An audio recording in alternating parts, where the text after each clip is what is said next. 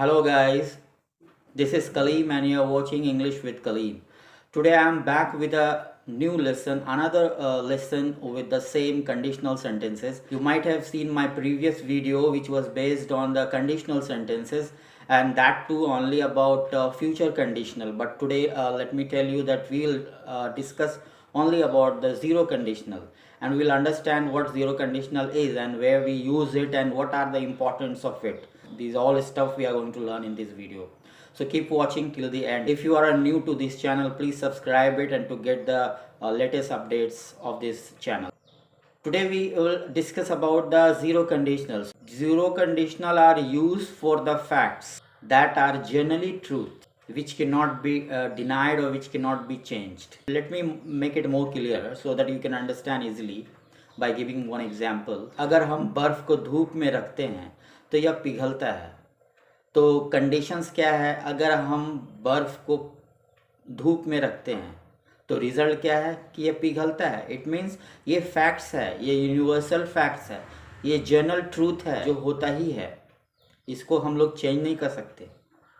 इस तरह से बहुत सारे ऐसे सेंटेंसेस है जो साइंटिफिक फैक्ट्स, जिसको आप बोल सकते हैं साइंटिफिक फैक्ट्स, जनरल ट्रूथ जो सत्य पे आधारित होता है, ऐसा सेंटेंसेस उसे ज़ीरो कंडीशनल कहते हैं, जिसका रिज़ल्ट तय है। अगर ऐसा होगा तो ऐसे ही रिज़ल्ट आएगा। जैसे अगर आप जहर खाएंगे तो आप मर जाएंगे, तो ये फैक्ट्स है, कंडीशंस है। अगर आप जहर खाएंगे तो रिज़ल्ट क्या है? तो आप मर जाएंगे। तो this is a general truth. So इस तरह के सेंटेंसेस को हम लोग ज़ीरो कंडीशनल सेंटेंसेस बोलते हैं। और जहाँ तक इसका पहचानने का सवाल है तो इसको सिंपल फ्यूचर में, मतलब गा गे गी में भी बोला जाता है और सिंपल प्रेजेंट ता ते ती में भी बोला जाता है। जैसे कि let me give you to examples.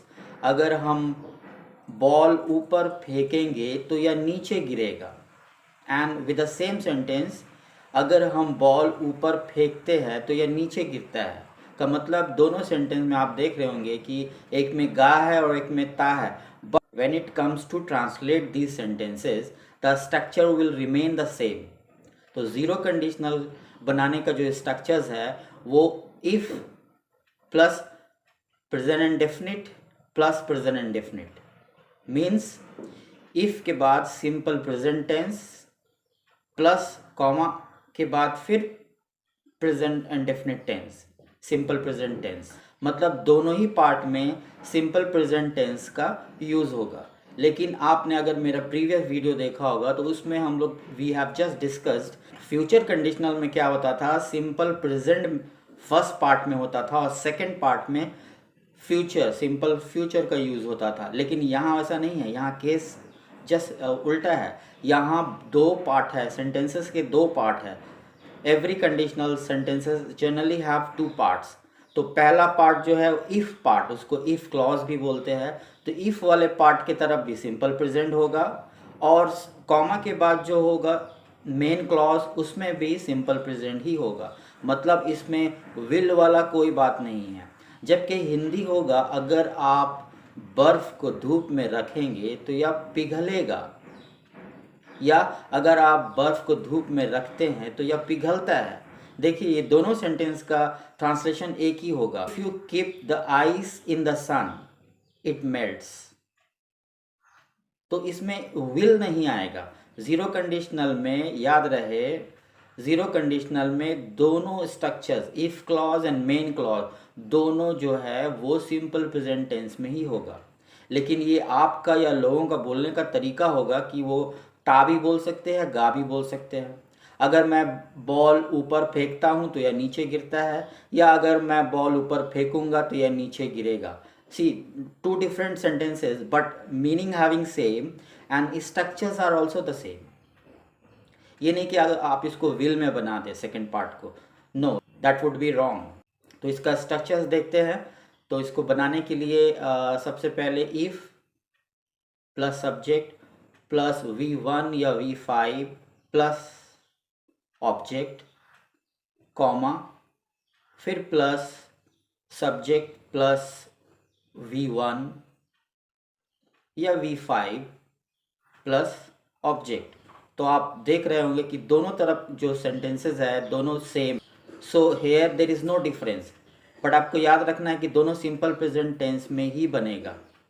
तो कुछ एग्जाम्पल से समझते हैं। अगर तुम पौधे में पानी डालते हो तो यह बढ़ता है। तो इसका इंग्लिश देखते हैं। If you water the plant it grows.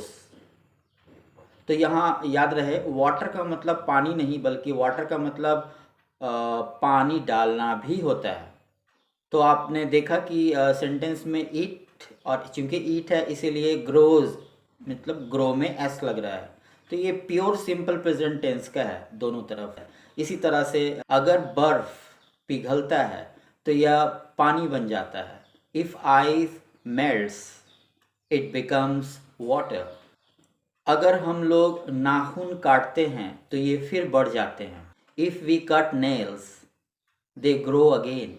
क्या नोटिस कर रहे हैं आप कि ये जनरल ट्रूथ है, ये यूनिवर्सल फैक्ट्स है कि हम लोग ऐसा करते हैं लेकिन फिर ऐसा हो जाता है, because this is it's scientific facts.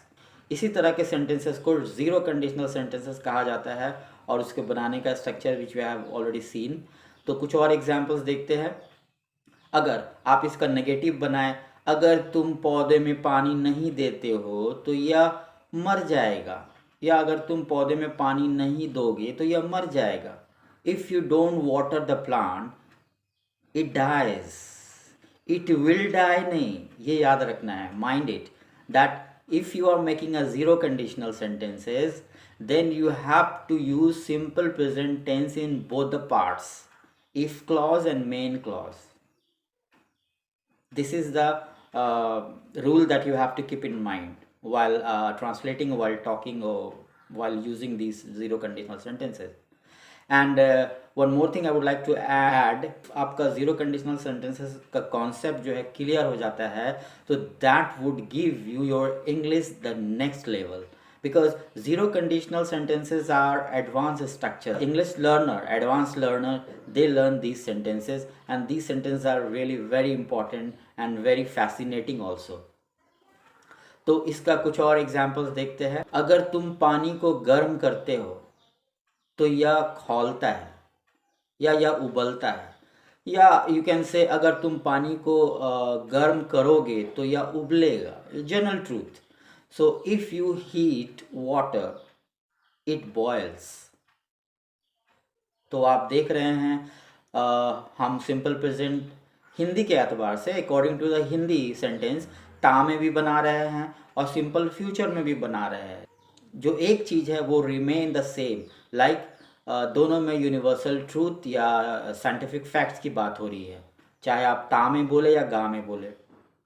अगर तुम पानी को गर्म करते हो तो यह उबलता है, या अगर तुम पानी को गर्म करोगे तो यह उबलेगा, because this is general truth.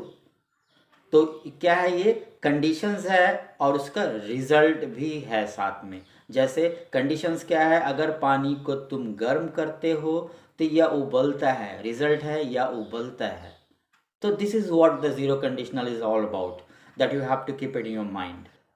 कभी कभी आप इफ़ के जगह में देखेंगे कि व्हेन का यूज़ होता है। जैसे सेंटेंस है जब आप बर्फ़ को धूप में रखेंगे तो यह पिघलेगा, या जब आप बर्फ़ को धूप में रखते हैं तो यह पिघलता है। तो ठीक जहाँ हम लोग इफ़ का यूज़ कर रहे थे वहाँ आपको व्हेन का यूज़ करना है। When you keep the ice in the sun it melts. तो इस तरह से आप व्हेन से भी बना सकते हैं। When is also use for the conditional sentences. जब आप गेंद को ऊपर फेंकते हैं तो यह नीचे गिरता है। When you throw a ball up it falls down. तो this is also the same as we have done with the if clause. जब आप पौधे में पानी डालते हैं तो यह बढ़ता है। When you water the plant it grows। तो ठीक all the sentences which we have made with the if clause here हम लोग when से उसको रिप्लेस कर सकते हैं, when से बना सकते हैं। जब आप पौधे में पानी डालते हैं तो यह बढ़ता है। आप पानी को गर्म करते हैं तो यह खौलता है या उबलता है, when you heat water it boils। जब हम नाखून काटते हैं तो ये फिर बढ़ जाते हैं, when we cut nails they grow again। तो इस तरह से when का भी यूज़ आप कंडीशनल सेंटेंस में कर सकते हैं। I hope this video would make a sense to you and you have learned something out of this video, and if you really like this video please hit like button and thank you for watching।